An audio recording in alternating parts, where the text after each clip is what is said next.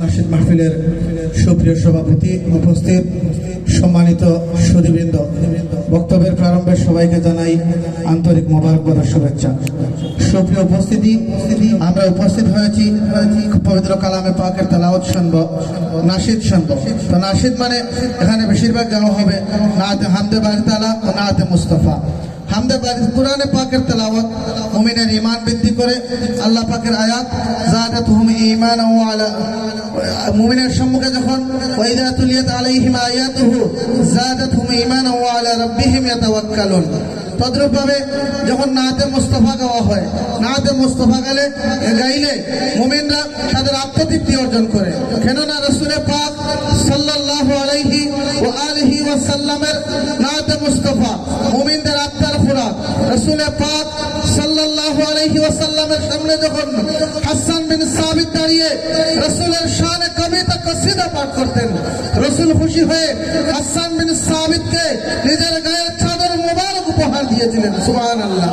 সুপ্রিয় উপস্থিতি, আমরা জানি কসিদা মুর্দার লেখক সব রাসূলের শানে কবিতা কসিদা লিখতেন। একদিন ওনার প্যারালাইসিস হয়ে শরীরের এক সাইড অবশ হয়ে গিয়েছিল। স্বপ্ন যুগে রাসূলের দিদার নসিব হয়েছিল। রাসূল এই কসিদা বুসুরির লেখকের গায়ে হাত দিয়েছিলেন, চাদর উপহার দিয়েছিলেন। স্বপ্ন থেকে যখন জাগ্রত হলেন, দেখলেন ওনার প্যারালাইসিস রোগ ভালো হয়ে গিয়েছিল।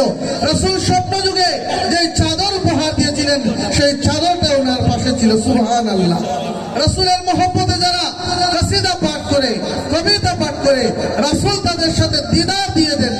এজন্য কবি বলেন, লা ইউমকিনুস সানাউ কামা কানা হাক্কুহু বাদাল খুদা বুজুর্গ তুই কিসসা মুখতাসার। যেমন আপনার শান-মান যথাযথ গাওয়ার, আপনার শান-মান যথাযথ বর্ণনা করার মতো সাধ্য আমাদের নেই।